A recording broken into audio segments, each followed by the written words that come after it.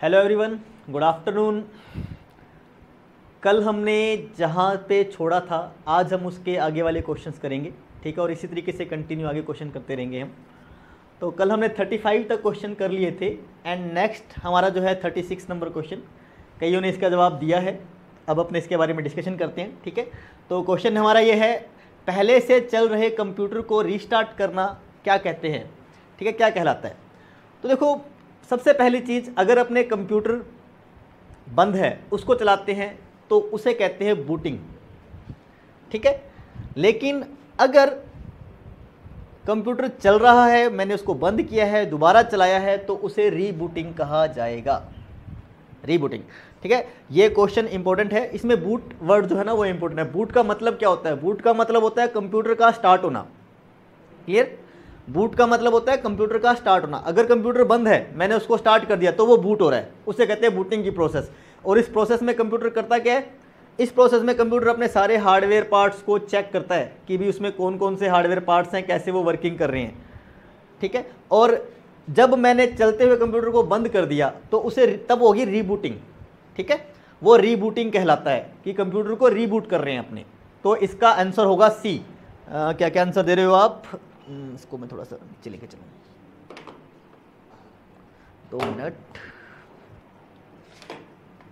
Yes, ठीक है, तो आंसर सी है इसका, good.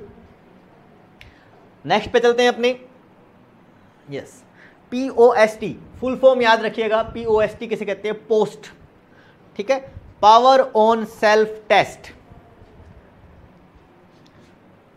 Power on self test. अब इसका मतलब क्या होता है पोस्ट का? पावर ऑन सेल्फ टेस्ट का मतलब क्या होता है? जो अभी हमने पीछे क्वेश्चन किया कि भाई जैसे आप कंप्यूटर ऑन करते हो तो कंप्यूटर क्या करता है?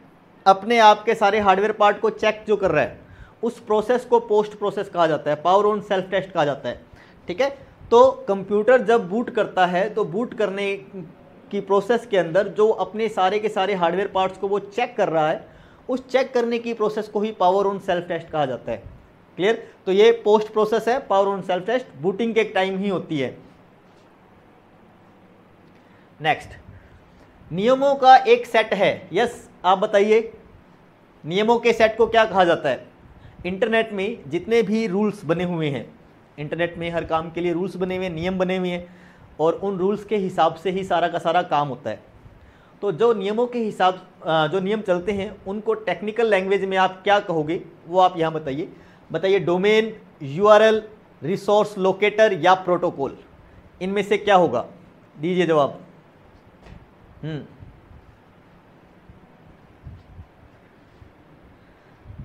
यस, कोई रिस्पॉन्स नहीं आया अभी तक।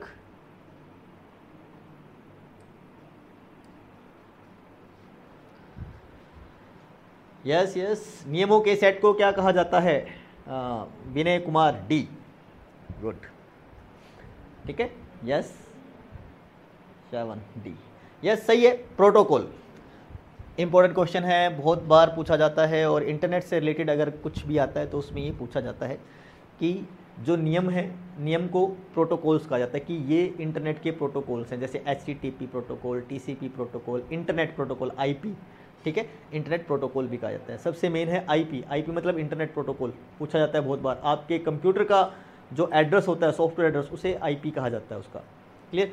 डोमेन क्या होता है? डोमेन किसी वेबसाइट के लास्ट में लगता है, .com, ठीक है। वेबसाइट के पूरा नाम जो होता है आपका, वो आपका डोमेन नेम होता है, हमको खरीदना पड़ता है इंटरनेट से डोमेन, ठीक है। URL यूनिफॉर्म रिसोर्स लोकेटर होता है, ये भी आपकी वेबसाइट का एड्रेस होता है, क्लियर। एंड रिसोर्स लोकेटर, ये नॉर्मल चीज़, एक लोकेटर के बारे में बात करते हैं, यानी यूनिफॉर्म रिसोर्स लोकेटर, URL की फुल फॉर्म के अंदर वर्ड आता है ये।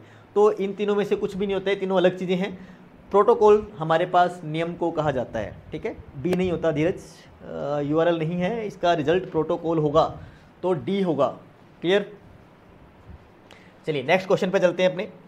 नेक्स्ट है, अनसोलिसिटेड ईमेल को क्या कहते हैं? मतलब जो ऐसी मेल है जो हमारी अवांछनीय है, मतलब मैं नहीं चाहता जिन मेल को, मैं चाहता हूँ ये मेल मेरे काम की नहीं है, या जो कंपनी की मेल आती रहती है, या अननोन पर्सन से हमारे पास मेल आती रहती हैं, उन मेल्स को क्या कहा जाता है? ठीक है, वो होते हैं अनसोलिसिटेड मेल। तो बताइए इसका जवाब क्या होगा? ये हमने किया हुआ है हमारी क्लासेस के अंदर इसके बारे में। यस, क्या कहते हैं उसे,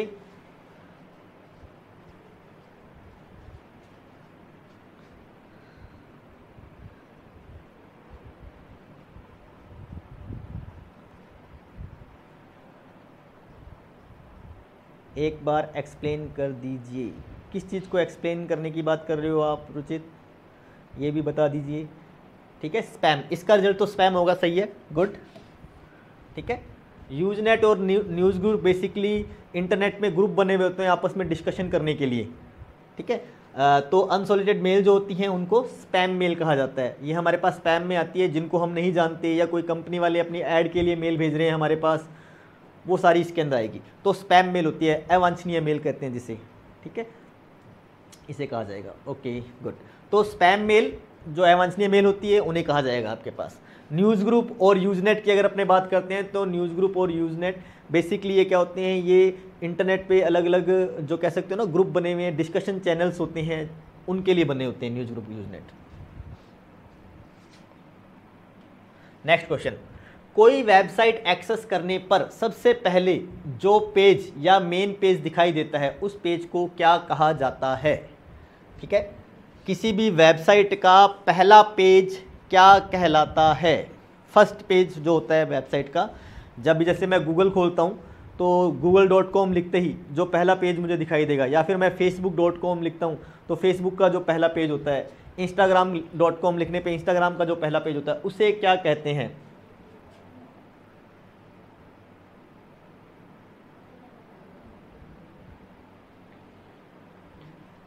38 नंबर पे, चलो वापस बैक चलते हैं, अपने समझा देता हूँ मैं आपको। 38 नंबर, पहले अपने इसको करते हैं। ठीक है, चलते हैं। तो इसमें हमारे पास होगा होम पेज। तो जो किसी भी वेबसाइट का फर्स्ट पेज होता है जो डायरेक्टली ओपन होता है उसे होम पेज कहा जाता है। ठीक है, और फर्स्ट पेज ऐसा कुछ नहीं होता कि ये फर्स्ट पेज है। मास्टर पेज इस तरीके से भी कुछ नहीं किया जाता। हाँ, बैनर पेज जरूर एक वर्ड होता है जो यूज किया जाता है। बैनर पेज क्या होता है कि अगर मान लो किसी वेबसाइट में मैं अपनी ऐड चलाना चाहता हूँ, अपनी वेबसाइट की या मेरी कंपनी की ऐड चलाना चाहता हूँ, तो वो कंपनी वाले क्या करते हैं कि ना एक बैनर पेज बना के देते हैं, मतलब आपका एक छोटा सा बैनर बना देते हैं और वो ऐड चला देते हैं। तो वो बैनर पेज कहलाता है, जहाँ पे ऐड चलती रहती है, उसके लिए होता है वो। ठीक है, बाकी इसका जो रिजल्ट होगा वो होम पेज होगा। किसी भी वेबसाइट का जो पहला पेज होता है उसे होम पेज कहते हैं। तो आपका एक पीछे वापस चलते हैं अपने 38 नंबर में, जो आपकी एक प्रॉब्लम है, क्या कहते हैं आप, यूआरएल किसे कहते हैं। URL basically uniform resource locator होता है। आप यूआरएल के बारे में जानना चाहते थे, तो यूआरएल बेसिकली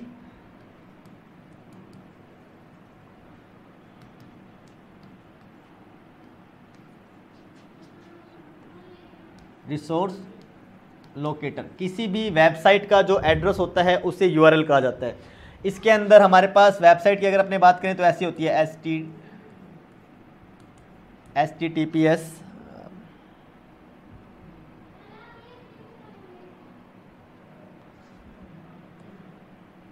ठीक है,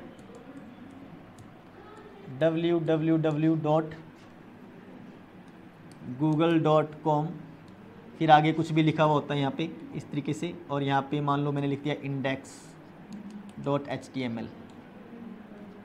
ठीक है, तो किसी भी वेबसाइट को जो यूआरएल है वो इस प्रकार से होता है।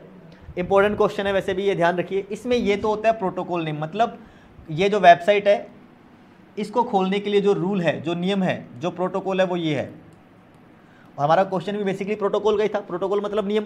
इस hyper text transfer protocol secure, S का मतलब होता है सिक्योर, ये एक नियम है। ये नियम क्या करता है, इस पूरी वेबसाइट को खोलने का काम करता है। ये मेरा सर्वर नेम है, सर्वर।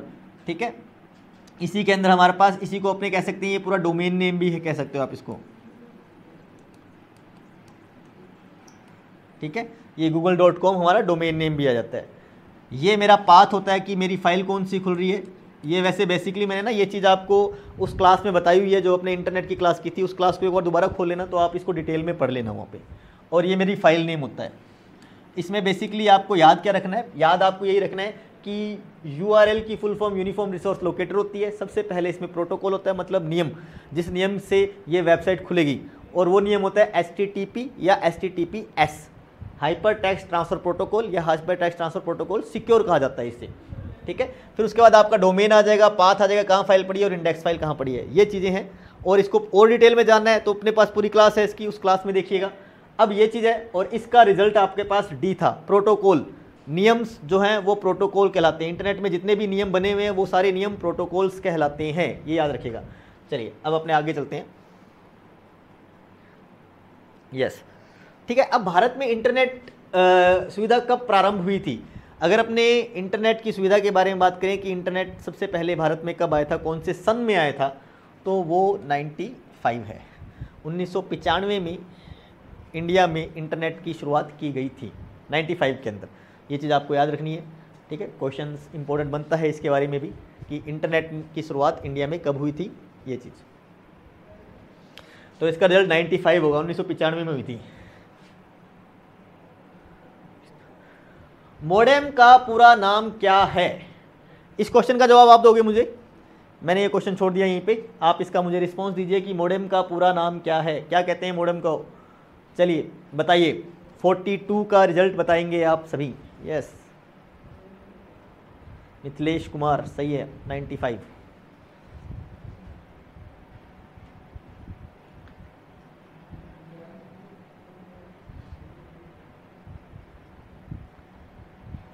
डी सही है, सही है, ठीक है। 41 का डी हो चुका है। एंड अब आपने मुझे रिस्पांस देना है 42 का, कि 42 के अंदर हमारे पास क्या आता है, मोडेम का पूरा नाम क्या होता है। मोडेम का पूरा नाम इन चारों में से कौन सा ऑप्शन होगा? क्योंकि इसके बारे में हमने बहुत आगे डिस्कशन किया था इंटरनेट के टॉपिक के अंदर, अच्छे से हमने इसको पढ़ा था। देख लीजिए क्वेश्चंस का जवाब।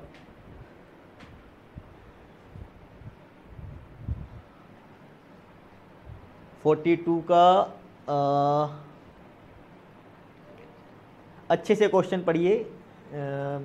रिंकू आपने क्या दिया है? ए नहीं, अनिल बी, सुमित सी, श्रवण सी। देखो दोबारा देखो इसको अच्छे से, हमने ये किया हुआ है।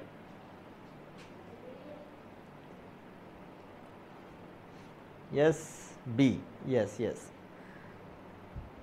हाँ सही है, ठीक है।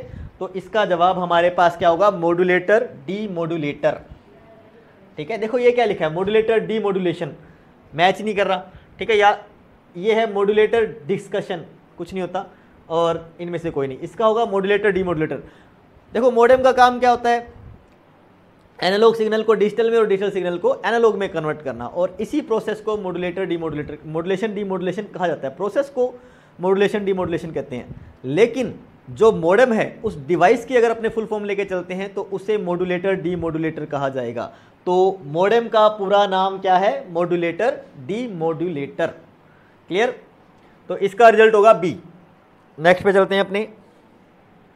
यस, ईमेल के जन्मदाता किसे कहा जाता है?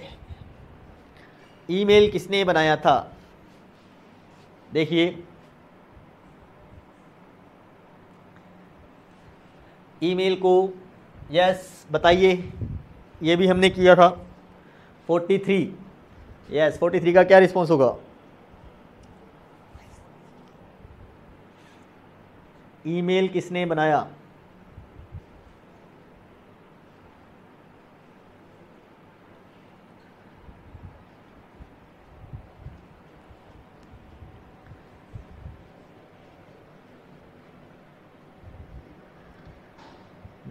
ये 42 का ही बता रहे हो क्या अभी तक? हाँ, Vinay Kumar, option A.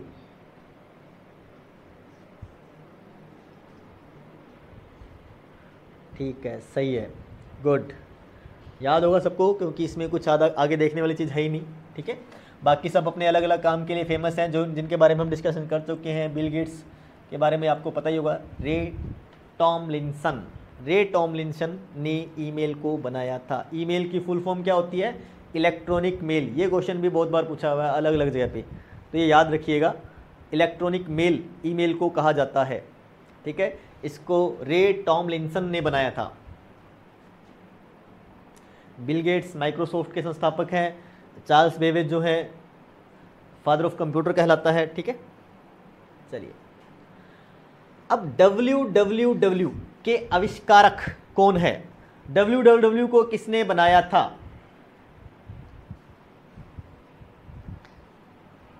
Yes 44 का बताइए www किसने बनाया? इसके बारे में भी हमने बहुत डिस्कशन किया था, बहुत चीज़ें बताई थी मैंने आपको इसके बारे में। देखिए इंटरनेट से रिलेटेड है ये क्वेश्चन कि www मतलब world wide web, full form भी याद रखिएगा। www की फुल फॉर्म क्या होती है? World wide web. तो वर्ल्ड वाइड वेब को किसने बनाया था? गुड आफ्टरनून सुचित।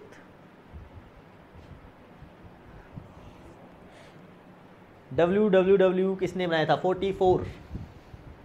यस, नाम पढ़िए और मुझे जवाब दीजिए।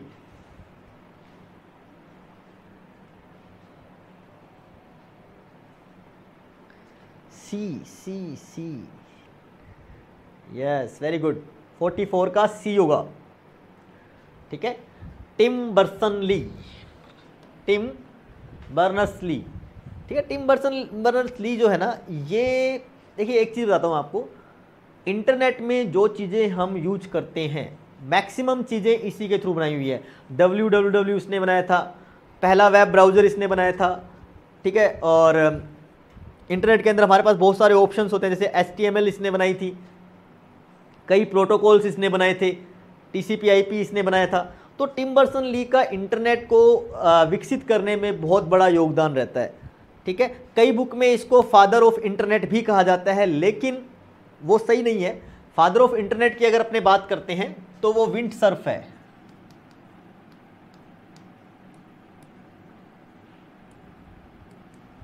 फादर ऑफ इंटरनेट, इंटरनेट का जो फादर है, पिता कहा जाता है, कि इंटरनेट का जनक कहा जाता है जिसे, वो कौन है? वो है विंडसर्फ। लेकिन विंडसर्फ ने क्या किया था? इसने बनाया था ARPANET, जो हमने पहले डिस्कशन किया हुआ है, advance research project agency network. ARPANET इसने बनाया था, ये एक प्रोफेसर था और इसके टीम ने मिलकर ARPANET को बनाया था। लेकिन उसके बाद इंटरनेट में बहुत सारी चीज़ों का जो डेवलपमेंट हुआ है उसमें मैक्सिमम चीज़ें टिम बर्नर्स-ली ने बनाई थी। ठीक है, इसीलिए कई बुक में इसको फादर ऑफ इंटरनेट कहा जाता है। तो आप एक चीज़ को ध्यान रखिएगा, फादर ऑफ इंटरनेट के बारे में अगर आपके पास क्वेश्चन आता है, ठीक है, तो उसका जवाब होगा विंडसर्फ। लेकिन अगर विंडसर्फ ऑप्शन में नहीं है बाय चांस, तब आप टिम बर्नर्स-ली को उसमें रिस्पॉन्स में दोगे, otherwise father of internet Vint Cerf ही है। ये चीज़ आप याद रखिएगा। तो यहाँ पे क्या आ जाएगा हमारे पास? www के आविष्कारक टिम बर्नर्स-ली है। इसने HTML, वेब ब्राउजर्स की स्टार्टिंग, प्रोटोकॉल्स की स्टार्टिंग, सब कुछ टिम बर्नर्स-ली ने की थी। चलिए नेक्स्ट क्वेश्चन पे चलते हैं अपने। हाँ, अब इनमें से कौन सा ईमेल का भाग नहीं है? अगर आपने एक ईमेल बनाना है, सपोज मैं एक ईमेल आईडी बनाता हूँ अपनी, जैसे गूगल ईमेल की फैसिलिटी देता है, याहू ईमेल की फैसिलिटी देता है, रेडिफ मेल फैसिलिटी देता है, या आप कोई भी डोमेन खरीदते हो, उसके लिए भी आप अपनी ईमेल आईडी बना सकते हो। कंपनियों क्या होती है, वो अपने क्या कहते हैं, ऑर्गेनाइजेशन के नेम पे उनकी ईमेल आईडी होती है। ठीक है, तो जब आपने कोई एक ईमेल आईडी बनाते हैं तो उसके अंदर इनमें से कौन सा ईमेल का भाग नहीं है, मतलब क्या चीज़ है जो हम ईमेल में यूज नहीं कर सकते? तो देखिए इसमें सबसे पहला है अंडरस्कोर, तो ये अंडरस्कोर यूज किया जा सकता है। दूसरा है स्पेस, तीसरा है डॉट, और चौथा है @ का सिंबल। तो अगर अपने बात करें तो हम स्पेस का यूज नहीं कर सकते। ये है स्पेस, ब्लैंक लिखा, ये ब्लैंक है ना, ये स्पेस है। किसी भी ईमेल आईडी में स्पेस का यूज नहीं होता। अंडरस्कोर का यूज किया जा सकता है, डॉट का यूज किया जा सकता है, और @ का यूज भी किया जा सकता है। ये सारी चीज़ें ईमेल आईडी में यूज हो जाती हैं। अंडरस्कोर हो जाता है यूज, ठीक है, बी होगा स्पेस। क्लियर? देखो क्या था ना कि पहले अंडरस्कोर का बहुत यूज किया जाता, आजकल अंडरस्कोर का यूज ही नहीं करता कोई, नॉर्मली डॉट लगा देते होते हैं। ठीक है, तो अब अंडरस्कोर का क्या है कि कईयों ने ऐसे, जैसे कुछ अपने कंपनी के ईमेल आईडी बनाते हैं ना, तो कंपनी के ईमेल आईडी में वो अंडरस्कोर का ज़्यादा यूज करते हैं।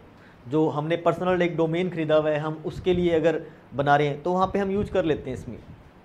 हाँ, स्पेस यूज नहीं कर सकते, बस ये चीज़ ये है कि स्पेस यूज नहीं होगा।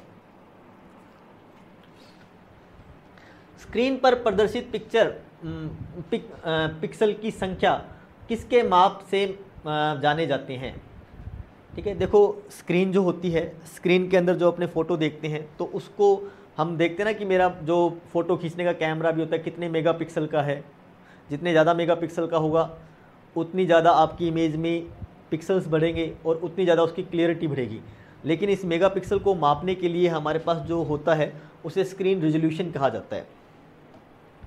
ठीक है, स्क्रीन रिजोल्यूशन हमारी स्क्रीन में हॉरिजेंटली और वर्टिकली, मतलब विड्थ वाइज और लंबाई वाइज कितने पिक्सल यूज हो रहे हैं वो आपकी स्क्रीन का रिजोल्यूशन कहलाता है, स्क्रीन रिजोल्यूशन। ठीक है, तो पिक्सल की संख्या के हिसाब से इसको कैलकुलेट करते हैं। कलर डेप्थ क्या होती है कि बेसिकली मेरे पास RGB 3 कलर होते हैं और उन 3 कलर के हर पिक्सल के अंदर वो 3 कलर यूज किए जाते हैं। ठीक है, और उसी को कलर डेप्थ कहा जाता है। रिफ्रेश रेट 1 सेकंड के अंदर मेरी स्क्रीन कितने फ्रेम को चेंज कर सकती है वो रिफ्रेश रेट कहलाती है। ठीक है, रिजोल्यूशन मेरी स्क्रीन में हॉरिजॉन्टल और वर्टिकली कितने पिक्सल मौजूद हैं वो आपका स्क्रीन रिजोल्यूशन कहलाता है। व्यूइंग साइज तो बेसिकली क्या है कि हमारी स्क्रीन में मुझे कितनी जगह दिख रही है उससे रिलेटेड होता है, इसका कुछ खास यूज नहीं है। तो इसका बेसिकली रिजल्ट है 46 का स्क्रीन रिजोल्यूशन, ये याद रखिएगा। एक्सेल में एक एक्टिव सेल के कंटेंट को कौन डिस्प्ले करता है? देखो एक्सेल में जब अपने कुछ लिखते हैं MS एक्सेल के अंदर किसी भी सेल में कुछ लिखा हुआ है, जब मैं उस पर क्लिक करता हूँ, मान लो कोई फॉर्मूला लिखा हुआ है तो मैं उस पर जब क्लिक करता हूँ तो उस फॉर्मूले का जो रिजल्ट है वो मुझे कहाँ दिखाई देगा, या वो फॉर्मूला मुझे कहाँ, रिजल्ट तो उसी सेल में दिखाई देगा, वो फॉर्मूला मुझे कहाँ दिखाई देगा। ठीक है, तो वो उसके लिए क्या है, या फिर आप उस फॉर्मूले को देख सकते हो या उसमें अगर कोई डायरेक्ट वैल्यू लिखी हुई है तो वो वैल्यू देख सकते हो। तो एक्सेल में जिस भी सेल में आप होते हो तो एक तो उस सेल में वो चीज़ दिखाई देती है, उसके अलावा आप उस चीज़ को या उस वैल्यूज़ को कहाँ देख सकते हो, वो हम देख सकते हैं फॉर्मूला बार के अंदर। ठीक है, फॉर्मूला बार में जिस भी सेल पे कर्सर होगा उस सेल के अंदर क्या चीज़ पड़ी है वो आपको फॉर्मूला बार में दिखाई देगा। ठीक है, नेम बॉक्स में सेल का एड्रेस दिखाई देता है। बेसिकली जो नेम बॉक्स होता है फॉर्मूला बार के ही लेफ्ट साइड में होता है, और वहाँ पे जैसे मैं A5 के अंदर बैठा हूँ तो A5 रो और कॉलम के हिसाब से बनता है, तो नेम बॉक्स के अंदर उस सेल का एड्रेस दिखाई देता है हमें। रो हेडिंग्स, अगर मैं रो की हेडिंग की बात करता हूँ तो 1 2 3 4 होती है, और एक्सेल की अगर हमने बात की थी तो मैंने बताया था आपको कि एक्सेल में 10,48,576 रो होती है। ठीक है, टास्क पेन बेसिकली हम जिस जगह पे काम कर रहे हैं वो टास्क पेन से रिलेटेड होती है, तो ये चीज़ें आती है। क्लियर, इसमें हो जाएगा। यस, सारे वर्ड डॉक्यूमेंट का डिफ़ॉल्ट फाइल एक्सटेंशन क्या होगा? MS वर्ड में जब आप काम करते हो, ठीक है, MS वर्ड में जब हम काम करते हैं तो हमारी फाइल का एक्सटेंशन बेसिकली क्या होता है? फाइल एक्सटेंशन अगर अपने उसके बारे में बात करें तो फाइल का MS वर्ड की फाइल का होता है DOC। ठीक है, इसे अपने कह सकते हैं DOC भी होता है और DOCX भी होता है। ठीक है, ऑफिस 2003 तक, MS वर्ड 2003 तक DOC होता है, उसके बाद DOCX आता है। ठीक है, टेक्स्ट होता है, ये होता है नोटपैड की फाइल का। अगर मैंने नोटपैड में फाइल बनाई है तो उसमें टेक्स्ट होगा, लेकिन मैंने MS वर्ड के बारे में पूछा है तो उसका DOC होता है, DOCX होता है, ये किसी का नहीं होता। लेकिन एक चीज़ और याद रख लेना, एक्सेल के बारे में आपसे पूछा जा सकता है, तो एक्सेल का जो एक्सटेंशन होता है XLSS और XLSX, ये एक्सेल का होता है। तो हमारे पास वर्ड और एक्सेल बेसिकली इन दोनों के आपको याद रखने हैं एक्सटेंशंस नेम जो होंगे। MS वर्ड का .doc या .docx, एक्सेल का XLS या XLSX, और जो ऊपर TXT लिखा हुआ है ये नोटपैड का होता है, ये नहीं होते COD। ठीक है, .doc। वेरी गुड, सभी ने इसका सही बताया, जवाब सही है, गुड। चलिए नेक्स्ट है, बाय डिफ़ॉल्ट डॉक्यूमेंट किस मोड पर प्रिंट होता है? देखिए MS वर्ड के बारे में अगर अपने बात करते हैं तो जब अपने MS वर्ड में काम करते हैं और उसको प्रिंट निकालना चाहते हैं, हमने जो फाइल बनाई है, मैं उस फाइल को अगर प्रिंट करना चाहता हूँ तो उसको प्रिंट करने के लिए हमारे पास दो ऑप्शंस होते हैं, या तो आप उसको लंबाई में प्रिंट करते हो या उसको विड्थ वाइज प्रिंट करते हो। ठीक है, तो ये होता है पोर्ट्रेट, इसे कहते हैं लैंडस्केप। पोर्ट्रेट और लैंडस्केप, ये दो चीज़ें दे रखी हैं इसमें। देखो पोर्ट्रेट भी लिखा हुआ है, लैंडस्केप भी लिखा हुआ है। लंबाई में जो होता है उसे पोर्ट्रेट कहा जाता है और जो विड्थ वाइज होता है उसे लैंडस्केप कहा जाता है। अब इसने बेसिकली आपसे पूछा कि एमएस वर्ड में बाय डिफ़ॉल्ट क्या होता है। बाय डिफ़ॉल्ट का मतलब जो पहले से सेट है। तो अगर अपने बाय डिफ़ॉल्ट की बात करें तो पोर्ट्रेट होता है, लैंडस्केप नहीं होता। ये चीज़ याद रखिए। आपने लिखा है लैंडस्केप मिथिलेश ने, बट ये नहीं होगा, ये होगा आपका portrait. By default MS word में कोई भी फाइल जो प्रिंट होती है वो पोर्ट्रेट में प्रिंट होती है। ठीक है। पेज सेटअप का तो मतलब है बेसिकली पेज को सेट करना कि भी आपने मार्जिन कितना देना है, वो सारी चीज़ें आएंगी इसके अंदर कि मार्जिन क्या देना है, पेपर का साइज क्या देना है, वो सब कुछ पेज सेटअप के अंदर आता है। और पोर्ट्रेट लैंडस्केप भी पेज सेटअप के अंदर ही आती हैं। ठीक है, ये होता है। तो इसका रिजल्ट होगा पोर्ट्रेट। बाय डिफ़ॉल्ट लंबाई में पेज प्रिंट होता है आपका। 49 का सी कौन कर रहा है? लैंडस्केप नहीं होता, पोर्ट्रेट होता है, याद रखिए। चलिए, वर्ड में भी पोर्ट्रेट होता है, एक्सेल में भी पोर्ट्रेट होता है, याद रखिए। सिर्फ पावर पॉइंट में लैंडस्केप होता है बाय डिफ़ॉल्ट। चलिए, एमएस वर्ड डॉक्यूमेंट में अक्षरों के नीचे लाल लहर का निशान दर्शाता है। लाल लहर मतलब जैसे मैंने कुछ लिखा और उसके नीचे इस तरीके से लाल लाइनिंग आ चुकी है, रेड कलर की लाइनिंग अगर आ गई है गलती से हो गया, ओके ओके, कोई इशू नहीं है। ये हाँ पोर्ट्रेट ही है, बाद में आपने लिखा, ठीक है। चलिए बताइए, एमएस वर्ड में जो रेड लाइन आती है उस रेड लाइन को क्या कहा जाता है बेसिकली? क्यों आती है ये रेड लाइन? जब अपने एमएस वर्ड के अंदर कोई एक डॉक्यूमेंट बनाते हैं, उसमें मैटर लिख रहे हैं, तो उस मैटर के नीचे अगर रेड लाइन आ रही है तो वो रेड लाइन क्या दिखाती है? हाँ जी, 50 का क्या रिजल्ट होगा? ए नहीं, 50 का रिजल्ट पूछ रहा हूँ, ये 49 का लिख रहे हो आप शायद। 50 का रिजल्ट क्या होगा? रेड लाइन क्या शो करता है? बी अमित, ठीक है। 50 का बी, यस गुड, 50 का बी होगा। स्पेलिंग मिस्टेक, देखिए अगर रेड लाइन आ रही है तो स्पेलिंग मिस्टेक है, और अगर ग्रीन लाइन आ रही है, अगर ग्रीन लाइन आ रही है तो ग्रामर मिस्टेक। ठीक है, रेड लाइन स्पेलिंग मिस्टेक के लिए होती है, ग्रीन लाइन ग्रामर मिस्टेक के लिए होती है, और इसका एक इन दोनों के लिए जो शॉर्टकट की होती है वो F7 होती है। ये चीज़ याद रखिएगा, इसकी F, ठीक है ना। स्पेलिंग एंड ग्रामर को चेक करने के लिए जो शॉर्टकट की है, बहुत बार पूछा जाता है इसके बारे में, वो F7 है, साथ साथ उसको याद कर लीजिएगा। तो स्पेलिंग मिस्टेक। चलिए नेक्स्ट पे चलते हैं। 50 प्रथम पीढ़ी के कंप्यूटर प्रयोग करते थे, ये हमने बहुत बार यूज कर लिया, बहुत बार पढ़ भी लिया इसे। ठीक है, फर्स्ट जनरेशन के जो कंप्यूटर है वो क्या यूज करते थे? वो वैक्यूम ट्यूब और वाल्व्स का यूज करते थे, vacuum tube and valves.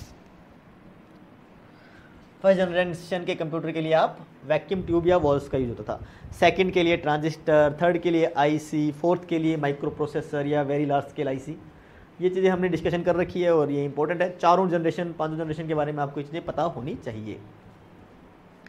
Silicon chip basically IC ही होता है, सिलिकॉन चिप आईसी को ही कहा जाता है। फर्स्ट जनरेशन के लिए वैक्यूम ट्यूब्स थी।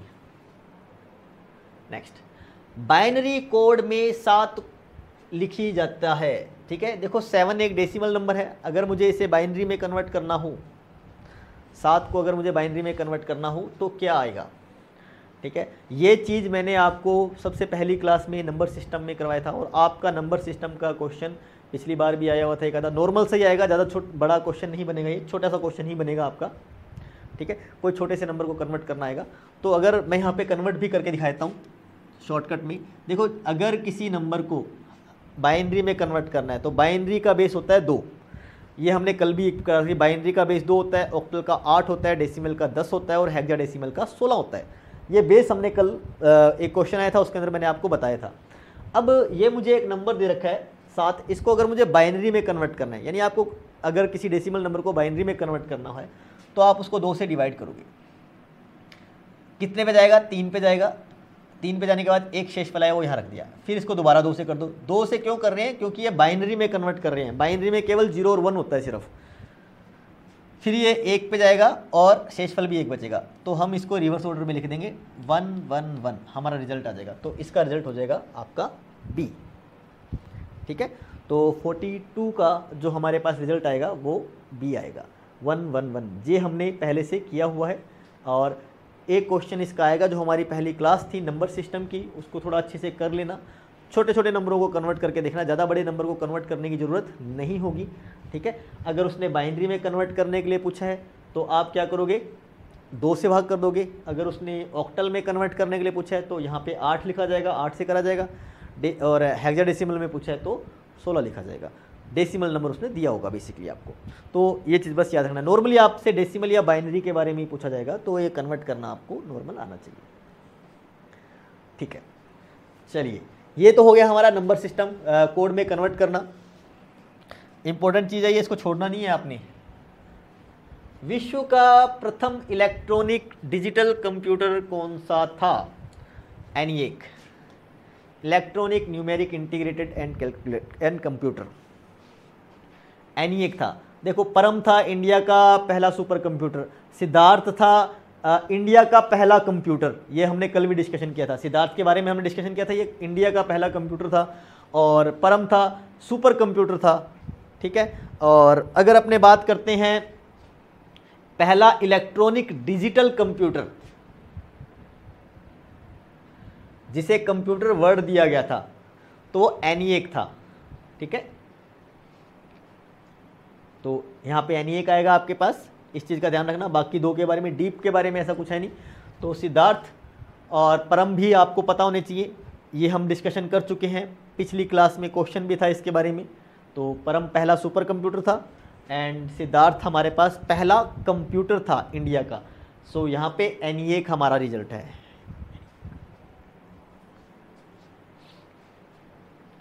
फिर का डी, वेरी गुड। ये क्वेश्चन इंपॉर्टेंट है, एक शॉर्टकट की के बारे में पूछा जाता है।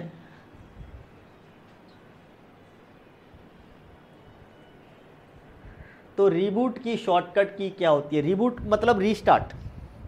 अगर आप अपने कंप्यूटर को रीस्टार्ट करना चाहते हो, मेरा कंप्यूटर में कोई प्रॉब्लम आ गई है, ठीक है, कंप्यूटर सही तरीके से वर्किंग नहीं कर रहा है, तो देखिए, अगर कंप्यूटर में नॉर्मली कोई हैंग होने की प्रॉब्लम या कुछ प्रॉब्लम आती है ना, कोई चीज़ चल नहीं रही होती, तो 90% हम काम क्या करते हैं, उसको रीबूट कर देते हैं। ये टेक्निकल लाइन में भी बहुत चीज़ चलती है। अगर आप किसी टेक्निकल में, किसी सर्वर में काम कर रहे हो, तो वहाँ पे भी अगर कोई प्रॉब्लम अगर आ रही है तो उसको भी अपने क्या करते हैं, रीबूट करके सोल्व कर लेते होते हैं। तो यहाँ पे हमारे पास ऑप्शन यही है कि हमें रीबूट करना है, तो उसकी शॉर्टकट की क्या होगी। अगर मेरे पास कंप्यूटर दिया है, मैं उसको रिबूट करना चाहता हूँ, तो उसकी शॉर्टकट की हमारे पास क्या होती है, कंट्रोल ऑल्ट और डिलीट। इस की को, इन तीनों कीज़ को जब आप एक साथ प्रेस करते हो तो आपका कंप्यूटर रीबूट हो जाएगा। बी नहीं, ए होगा, ए, ठीक है। तो रिबूट करने की शॉर्टकट की है कंट्रोल एल्ट और डिलीट। कंट्रोल बी तो बेसिकली क्या होती है, बोल्ड करने के लिए होती है। कंट्रोल BT अलग ही यूज की जाती है। कंट्रोल C कॉपी के लिए है, कंट्रोल X कट के लिए होती है। अगर कंट्रोल T की बात करता हूँ तो ये इंडेंट्स के लिए होती है। तो इन सब का अलग अलग यूज है। बट अगर मैं बात करता हूँ रीस्टार्ट की, और ये एक इम्पॉर्टेंट चीज़ है जो ज़्यादा यूज की जाती है काफ़ी बार, ठीक है ना, ये बहुत इंपॉर्टेंट टॉपिक है कि रीस्टार्ट करने के लिए, रीबूट करने के लिए हम कौन सी शॉर्टकट की का यूज करेंगे, आप यहाँ ये बता सकते हो।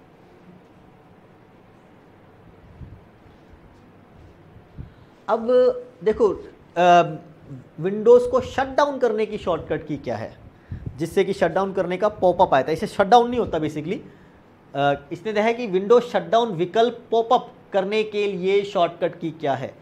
ऐसी कौन सी की है जिसको आप प्रेस करोगे तो हमारे पास विंडो को शट डाउन करने के ऑप्शन आ जाएंगे, उसको बंद करने का ऑप्शन आ जाएगा।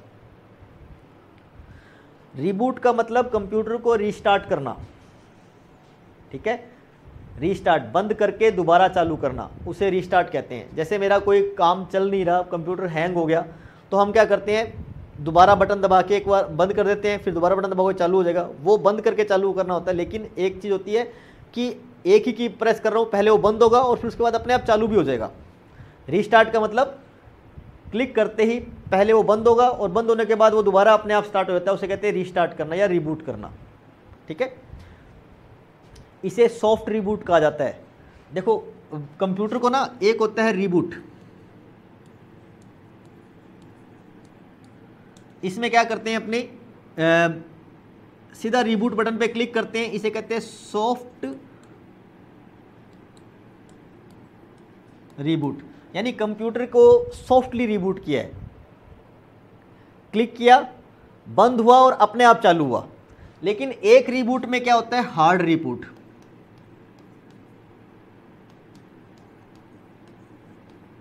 इसमें क्या होता है, पहले मैं स्टॉप करूंगा, मतलब पहले बंद करूंगा फिर स्टार्ट करूंगा, इसमें 2 स्टेप होंगे,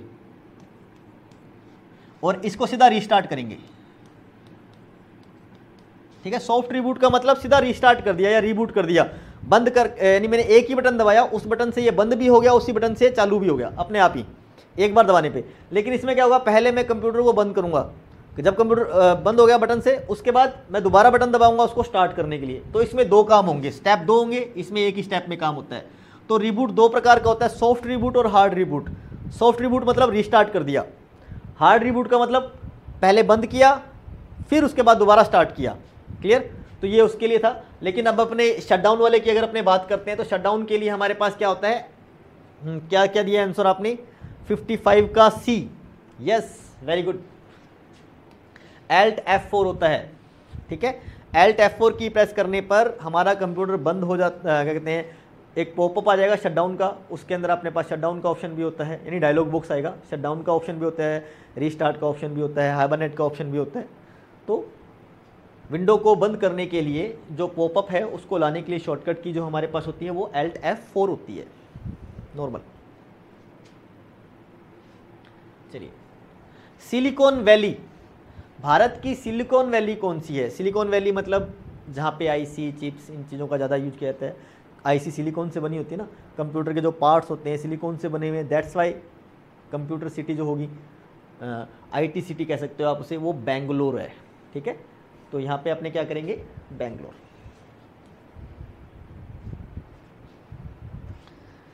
तो भारत में सिलिकॉन वैली बेंगलोर को कहा जाता है, ये चीज़ याद रखिए। चलिए, 57 का आंसर आप बताओगे कि भारत का पहला कंप्यूटर कहां स्थापित किया गया था? पहला कंप्यूटर कहां लगाया गया था? देखिए, करिए, इसका जवाब दीजिए। ये हमने जब कंप्यूटर की हिस्ट्री पढ़ी थी उस टाइम में हमने इस टॉपिक को किया था।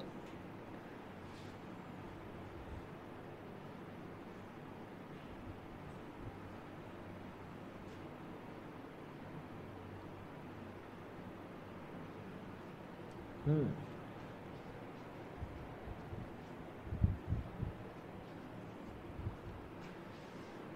57 का रिजल्ट बताइए। अच्छा, उसका तो सी है, ठीक है, कोई इशू नहीं है, लेकिन इसका रिजल्ट बताइए।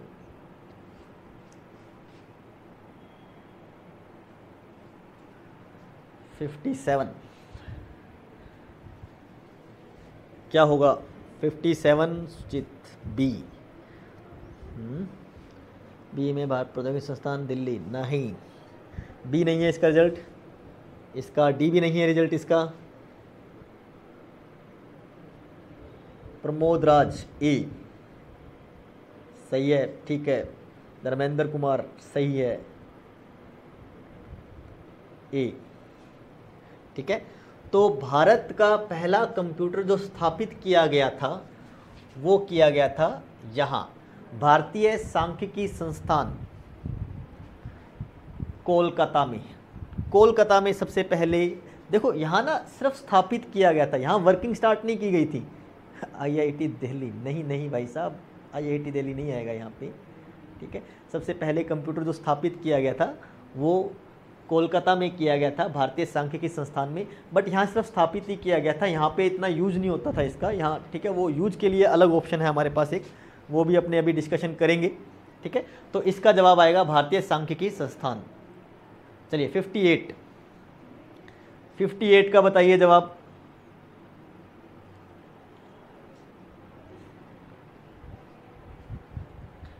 भारत में रेलवे के अंतर्गत सर्वप्रथम कंप्यूटरीकृत आरक्षण व्यवस्था कहाँ लगाई गई थी? मतलब कंप्यूटर के थ्रू बुकिंग का या रेलवे में काम सबसे पहले कहाँ स्टार्ट किया गया था? रेलवे, कौन सी रेलवे ने सबसे पहले कंप्यूटर का यूज किया गया था रिजर्वेशन के लिए? यस 58 क्या होगा 58 का जवाब बताइए।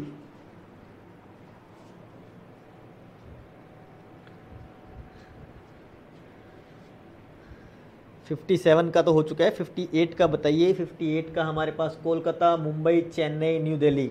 कहाँ रेलवे में सबसे पहले रिजर्वेशन के लिए कंप्यूटर का यूज किया गया था? कंप्यूटरीकृत रिजर्वेशन कहाँ यूज हुई थी? राजकमल डी, किसका बता रहे हो? डी महेंद्र डी लिख दो। 57 का बता रहे हो, 50 क्योंकि मिक्स हो रहा है बीच में, कहीं 57 का ही बता रहे हैं। 58 का 58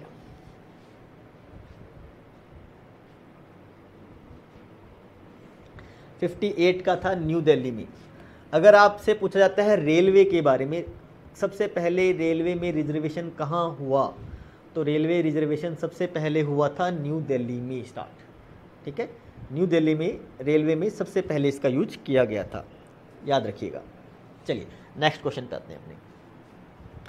भारत में कंप्यूटर का प्रथम बार प्रयोग कहाँ किया गया? देखो लगाया गया था वो अलग थी कोलकाता के अंदर, लेकिन यूज कहाँ किया गया था उसका, जो ऑफिशियल वर्क के लिए सबसे पहले, वो तो पर्टिकुलर रेलवे के लिए पीछे क्वेश्चन था कि न्यू दिल्ली में पर्टिकुलर रेलवे के लिए यूज किया गया था, बट सबसे पहले यूज उपयोग में कहाँ लाया गया था, कहाँ किस जगह पे उसको यूज किया गया था, वो ये है कि कहाँ यूज किया गया था आपका इसका यूज, ये बताइए कहाँ होता है। 59 यस,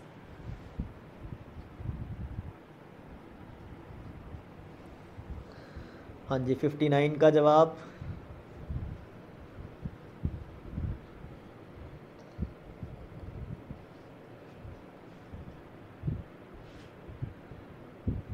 कोलकाता पोस्ट ऑफिस में दो चीज़ों को मिक्स कर दिया आपने यहाँ पे। जो पोस्ट ऑफिस लिखा है वो बेंगलुरु का लिखा हुआ है, और कोलकाता की जो चीज़ लिखी हुई है वो सांख्यिकी संस्थान लिखी हुई है। आपने यहाँ से पोस्ट ऑफिस, यहाँ से कोलकाता उठा दिया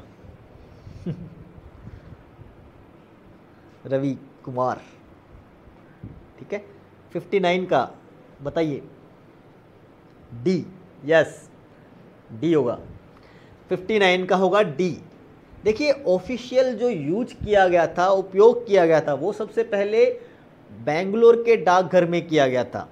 ठीक है, लगाया गया था वो कोलकाता में लगाया गया था सांख्यिकी संस्थान के अंदर। तो ये दो अलग अलग चीज़ें हैं, क्लियर। लगाया कहाँ गया था, उसका यूज करना कहाँ स्टार्ट किया गया, दोनों में अलग चीज़ें थी। एंड 59 के बाद हमारे पास आता है, तो इसका हमारे पास डी आंसर आ जाएगा, बेंगलुरु के डाकघर में। एंड नेक्स्ट हमारे पास है पीसीबी का पूरा नाम क्या है। ये हमने कल के क्वेश्चंस के अंदर इसके बारे में डिस्कशन किया था कि पीसीबी क्या होती है। कल एक क्वेश्चन आया था मदरबोर्ड के बारे में, जब मैंने बताया था आपको। तो बताइए पीसीबी की फुल फॉर्म क्या है। 60 नंबर है हमारे पास क्वेश्चन ये। अब 60 नंबर क्वेश्चन में हमसे पीसीबी के बारे में पूछा गया है, देन पीसीबी की फुल फॉर्म क्या होगी। Public career bureau printed circuit board, Punjab commercial bank, primary care biotechnology. What is PCB. अगर अपने टेक्निकल लाइन की बात करते हैं तो आपको देख के पता चल जाएगा, क्योंकि हम कंप्यूटर की बात कर रहे हैं। कंप्यूटर एक टेक्निकल वर्ड है, ठीक है। तो यहाँ पे टेक्निकल क्या चीज़ आ रही है, देखो बैंक, तो बैंक के बारे में बताने आ गया, ये तो हो ही नहीं सकता, ठीक है। और 60 का बता रहे हो आप, बी। 60 का B, B B, yes B, okay. Anil का डी, यस ठीक है, बी है सही, इसका रिजल्ट एकदम ओके है। Printed circuit board PCB. देखो कंप्यूटर के अंदर जितनी भी चीज़ें होती हैं ना, वो एक बोर्ड पे लगी होती है। चाहे आपका मोबाइल है, मोबाइल के बैक साइड में भी एक प्लेट लगी होती है। बेसिकली वो ग्रीन कलर की होती है, ग्रीन की भी होती है, आजकल ब्लू कलर की भी काफ़ी आने लगी है, तो थोड़ा थोड़ा रेड भी होता है कईयों में, ज़्यादातर वो होती है ग्रीन कलर की प्लेट। आपके मोबाइल की जो पीछे प्लेट लगी होती है जिसमें सारे सर्किट लगे हैं, वो भी पीसीबी ही कहलाती है। मदरबोर्ड होता है कंप्यूटर का, वो भी पीसीबी ही कहलाता है, ठीक है। SMPS के अंदर भी एक प्लेट लगी होती है PCB। सारे सर्किट जो होते हैं ना वो PCB पे लगे हुए होते हैं, उसे कहते हैं प्रिंटेड सर्किट बोर्ड। उस पर हर एक जो पार्ट लिखा हुआ होता है ना उसके बारे में इन्फॉर्मेशन भी होती है कि ये कितने वोल्ट का है, कितना करंट आएगा इसके अंदर, ये कहाँ से कहाँ तक इसकी लाइन जा रही है। वो बस से दिखी होती है, जो लाइनें बनी होती है उसमें वो बस होती हैं। मदरबोर्ड में डेटा ट्रांसफ़र करने के लिए बस का यूज किया जाता था, वो प्रिंटेड सर्किट बोर्ड में प्रिंट भी की हुई होती है, ठीक है। तो PCB की full form printed circuit board होता है। ये मदरबोर्ड भी होता है आपका, मोबाइल का बोर्ड भी होता है। इस पे जो लाइनिंग लगी हुई होती है उनको बस भी कहा जाता है, ठीक है। डेटा बस कहते हैं जो कंप्यूटर में मदरबोर्ड में एक डिवाइस से दूसरी डिवाइस के अंदर डेटा को ट्रांसफ़र करती हैं। चलिए नेक्स्ट आएगा हमारे पास क्वेश्चन है, इनमें से विंडोज़ 10 में अंतर्निहित ब्राउज़र का नाम क्या है। विंडो 10 के अंदर जो डिफ़ॉल्ट वेब ब्राउज़र है, डिफ़ॉल्ट वेब ब्राउज़र मतलब जो पहले से है। डिफ़ॉल्ट का मतलब आप हमेशा याद रखिएगा, बहुत बार क्वेश्चन आता है कि डिफ़ॉल्ट किसे कहते हैं। डिफ़ॉल्ट का मतलब है ऐसी सेटिंग जो कंप्यूटर ने खुद ने कर रखी है, जो कंप्यूटर की खुद की पर्सनल सेटिंग है बाय डिफ़ॉल्ट, वो कहलाती है। हम उसे चेंज कर सकते हैं बट कंप्यूटर की डिफ़ॉल्ट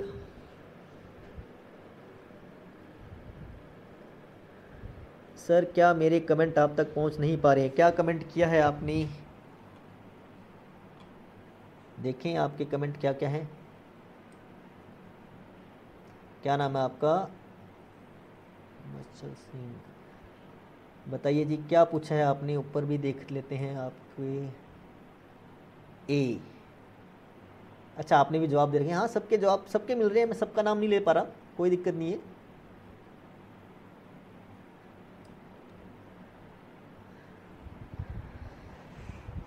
मच्छर सिंह, मैं सबके जवाब रिस्पॉन्स नहीं पढ़ पा रहा, कोई दिक्कत नहीं है, लेकिन सबके मिल रहे हैं कमेंट, जो दिख रहे हैं मुझे वो दिख रहे हैं। और सबके नहीं बोल रहा मैं, जो पहले एक दो में नाम आए थे उनके नाम बोल देता हूँ। 60 का आपने बी बताया था, ठीक है। और इसका क्या बता रहे हो? 61 का, 61 का बताइए क्या रिजल्ट होगा। बी, सी, 61 का डी, एच, ठीक है सही है। रिस्पॉन्स इसका एज ही आएगा, ठीक है। तो माइक्रोसॉफ्ट एज ये आपका इसका जवाब होगा, क्योंकि विंडो 10 के अंदर जो डिफ़ॉल्ट वेब ब्राउज़र आ गया वो माइक्रोसॉफ्ट एज है, ठीक है। इंटरनेट एक्सप्लोरर जो था वो विंडो 7 तक यूज किया जाता था, वहाँ पे बाय डिफ़ॉल्ट वेब ब्राउज़र होता था। इसका हम वैसे भी इतना यूज नहीं करते, और जो विंडो 10 है उसमें माइक्रोसॉफ्ट एज का यूज किया जाता है। तो ये हमारे 61 जो क्वेश्चन थे इसके अंदर वो हो चुके हैं। आज का काम बस हमारा इतना ही था, बाकी अपने देखते हैं। Thank you.